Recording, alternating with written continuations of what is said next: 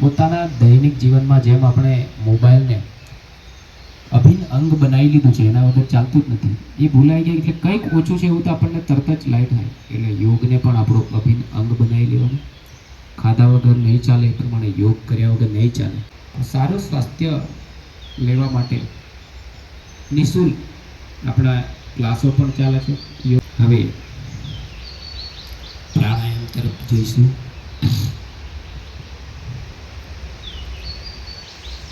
શ્વાસને ઊંડો ભરવાનો છે, છોડવાનો છે, ભરવાનો છે. આ પ્રક્રિયા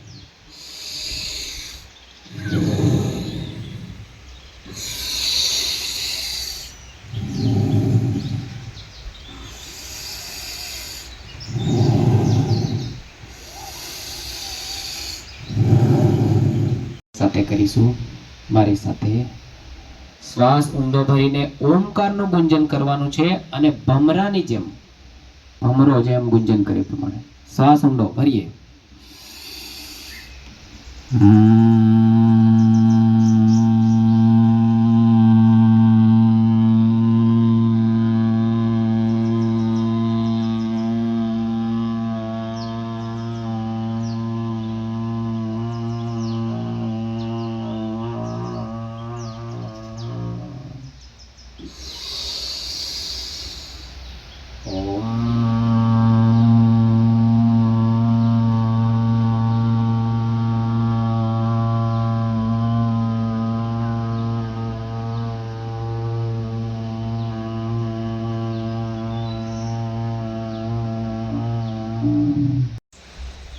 શરીરની તમામ નાડીઓ શુદ્ધ થાય છે, લોહીનું પરિભ્રમણ સારી રીતે થાય છે, આપણું બ્લોકેજ પણ આવતું નથી. પણ દૈનિક કરવાથી અનુલોમ વિલોમ બકુલ બતાવજો. પહેલા જમણો હાથ ઉપર કરીશું, જમણો આપણે જમણું નાક બંધ કરીશું. શ્વાસને ડાબાથી ભરીશું, ચંદ્ર સ્વર જેને કહેવાય. ભરીએ. શ્વાસ લો,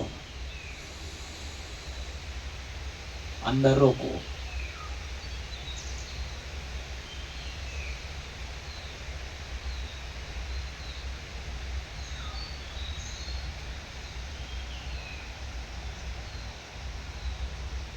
જમણાથી છોડો. ડાબાથી લીધો છે એટલે જમણાથી છોડો ના, હાથ એનો એ રાખવાનો છે, હાથ બદલવાનો નથી. પૂરેપૂરો શ્વાસ બહાર કાઢ્યા પછી રોકો, બહાર.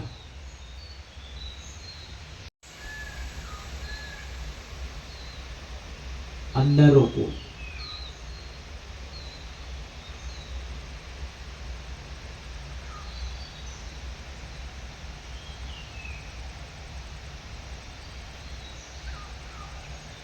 ડાબાથી બહાર છોડો.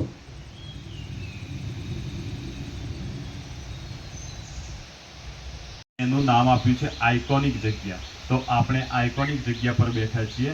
તો બધા હું જે નોર્મલાઇઝેશનથી સૂચના આપું છું એ સૂચનાનું શાંતિથી અનુકરણ કરજો. પહેલા તો બધા રિલેક્સ થઈ જાઓ, ઢીલા, રિલેક્સ. હવે એકદમ કમર ટાઈટ. ધીરે રહીને હું તમારા મનને જ્યાં લઈ જાઉં ત્યાં મારી સાથે હું શબ્દો આપીશ, તમે તમારા મનને ત્યાં લઈ જજો. ધીરે રહીને શાંતિથી આંખો બંધ કરો. તમારા કાન તરફ ધ્યાન આપો કે શું સંભળાય છે. બનતું એવું હશે કે ઝરણાનો અવાજ આવતો હશે, તો તમારું મન ઝરણા તરફ લઈ જાઓ કે ત્યાં ઝરણાનો અવાજ તમારા કાને આવે છે. હવે ઝરણાની સાથે સાથે બીજું શું સંભળાય છે ત્યાં આપણે ધ્યાન આપો. તો પક્ષીઓના અવાજ આવતા હશે. તમે એવું ધારો કે પક્ષીઓ સ્પેશિયલ તમને જ આવીને કાનમાં કંઈક કહી રહ્યા છે.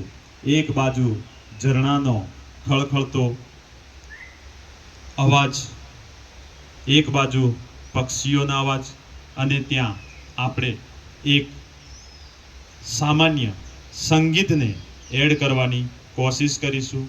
બધા રિલેક્સ રહી અને અવાજને માણજો અને શ્વાસોશ્વાસની ક્રિયા નોર્મલી ધીરે ધીરે ચાલુ રાખવી.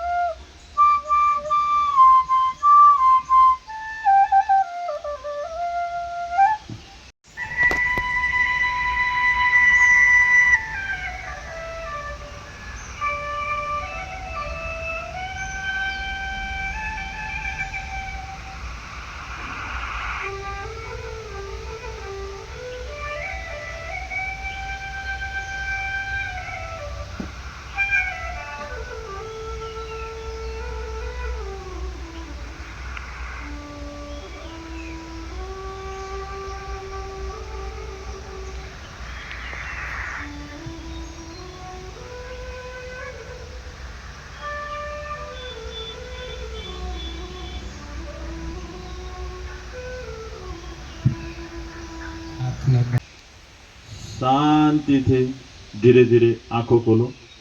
બંને હાથની હથેળીઓને બરાબર બે હાથેથી ઘસો. એટલી ઘસો કે ધીરે ધીરે બંને હાથની વચ્ચે ગરમી ઉત્પન્ન થવા લાગે અને એ ગરમી એ એક ઉષ્મા છે. એ ઉષ્માને પોતાના નયનો આગળ લગાવવા, એટલે કે આંખો પર લગાવવા.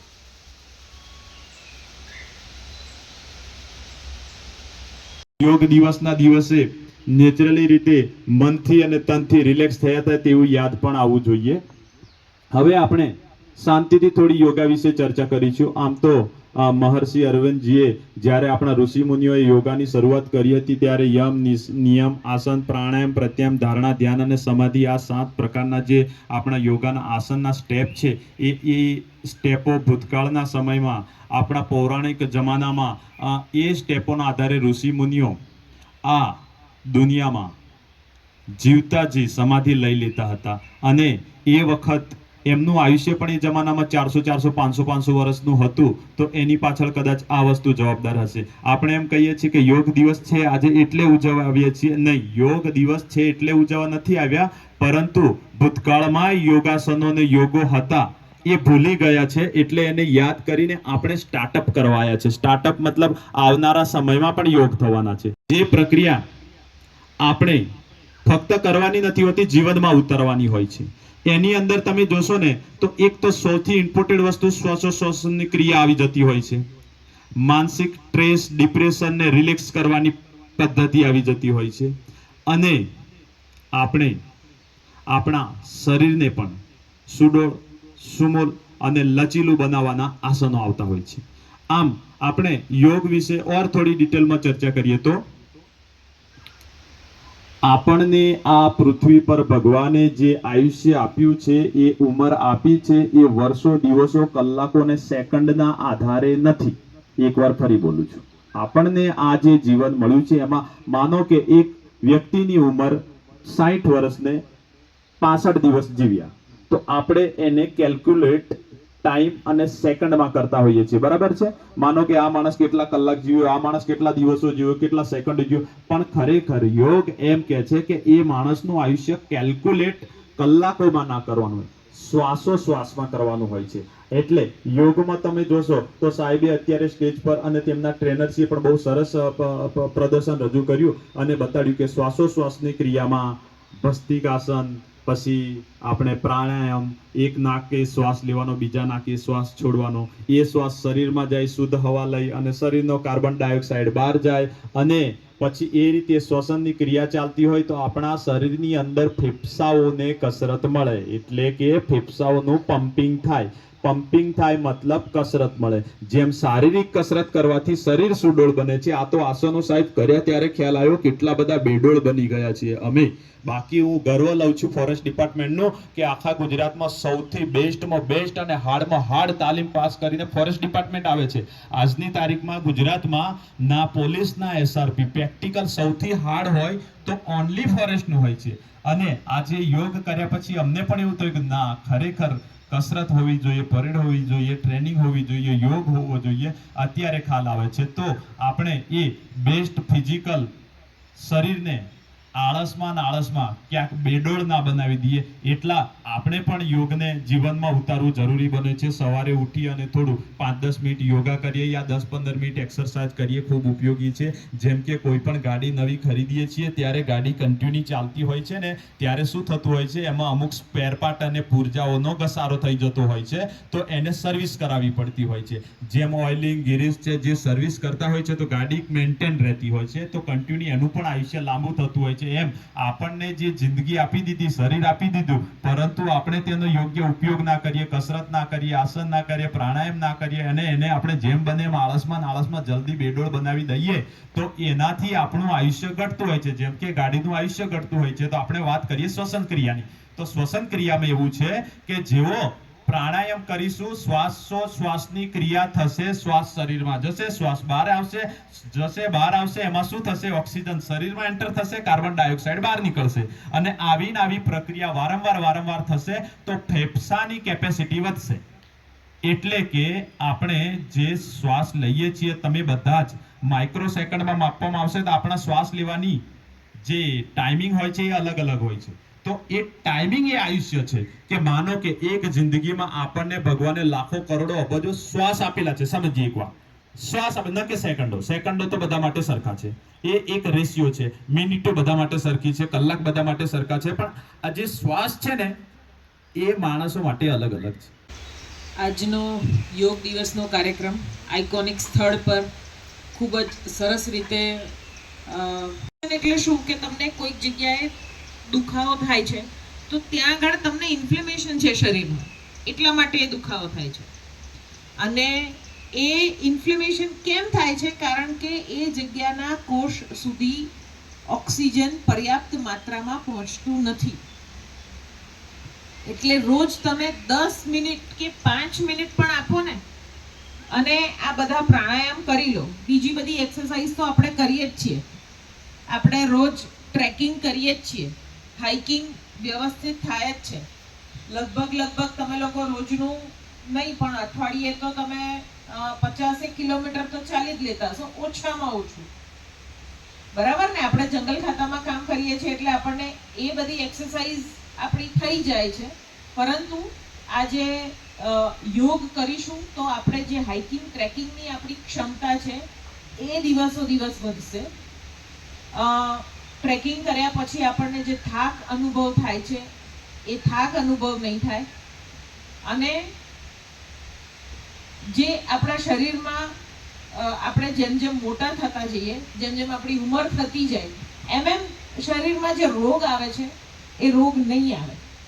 અને આ જે ખૂબ જ વ્યવસ્થિત વસ્તુની વાત, શ્વાસ આપણા જીવનના શ્વાસ નક્કી હોય છે, નહીં કે સમજી શકીશું. એનો ધ્યેય એ છે. અને આજનો જે આંતરરાષ્ટ્રીય યોગ દિવસ છે 11મો, એની થીમ હતી વન અર્થ વન હેલ્થ. એટલે આપણે પૃથ્વી પર બધા ભેગા મળીને આપણા સારા સ્વાસ્થ્ય તરફ આગેકૂચ કરીશું તો આપણા બધાનું સ્વાસ્થ્ય સારું રહેશે. આપણે બધા ભેગા મળી અને કુદરતમાં તો સંતુલન લાવવા માટે પૂરેપૂરા પ્રયત્ન કરીએ છીએ, અને ઘણા બધા મહદ અંશ સુધી આપણે એ પુરવાર બી કરી રહ્યા છીએ કામ કરીને. પણ આપણા શરીરના અંદરનું સંતુલન બી એટલું જ મહત્વપૂર્ણ છે. એટલે આપણે આપણા શરીરનું સંતુલન જાળવવા માટે યોગ કરવો જરૂરી છે. અને બધા સાથે મળીને યોગ કરીએ. હવે તમે 20 જણાનો સ્ટાફ હોય, તમે એક રાઉન્ડમાં કદાચ 20 જણા કામ કરતા હોય, એમાંથી એક જણ બીમાર હોય તો તમને બધાને એવું થાય કરે ને કે પેલાને શું થયું છે, કેમ આવું કરે છે, આજે કેમ આપણી સાથે એ ટ્રેક પર નથી, કે આજે કેમ જંગલ પ્રેરણામાં આવ્યો નથી, એવું થાય. તો એના કારણે બધાના મગજમાં એક ચીડચીડાપણ થઈ જાય. બરાબર ને? પણ આપણે યોગ બધા ભેગા મળીને કરીએ તો આપણે બધા નિરોગી રહીએ અને બધાનું જીવન સુખી રહે. અને આજે આપણે કુદરતના ખોળે જે આજે યોગ કર્યો અને છેલ્લે જે ધ્યાન કર્યું, ધ્યાન સમયે જયંતિભાઈ દ્વારા જે વાંસળી વગાડવામાં આવી, એક બાજુ ટીકલ્સ બ્લુ ફ્લાય કેચર બોલતા હોય, એક બાજુ ટેલર બર્ડ બોલતું હોય, અને વાંસળીની એમની જે સંગીતની સાથે સાથે પાછળ મોર પણ બોલતા હોય, એવામાં આપણે જે ધ્યાન કર્યું છે એવું આપણે રોજ કરીએ અને આપણા જીવનને સુખી બનાવીએ. ખૂબ જ સરસ આયોજન હતું જયંતિભાઈ, અને ખૂબ જ સરસ રીતે આજે તમે યોગા કરાવે. અને આપણો નોર્મલનો સ્ટાફ, વાઇલ્ડ લાઈફનો સ્ટાફ અને બધા જ આજે ભેગા મળીને આપણે અહીંયા છીએ, જે એક વન વિભાગનું સ્વરૂપ પૂરેપૂરું અહીંયા ઉપસ્થિત છે. અને આ આઇકોનિક સ્થળ પર આપણે આ યોગ દિવસ ઉજવ્યો છે. Jayantibhai, thank you. 11મા આંતરરાષ્ટ્રીય યોગ દિવસ નિમિત્તે આ આઇકોન પ્લેસ નળદા કેમ્પ ખાતે ખૂબ સરસ રીતે યોજવામાં આવ્યો. તો આજે દરેકને ખૂબ ખૂબ શુભેચ્છા નિરોગી જીવન માટે. આભાર. મળીએ નવા વિડીયોમાં રતનમાલ દાહોદ યુટ્યુબ ચેનલમાં.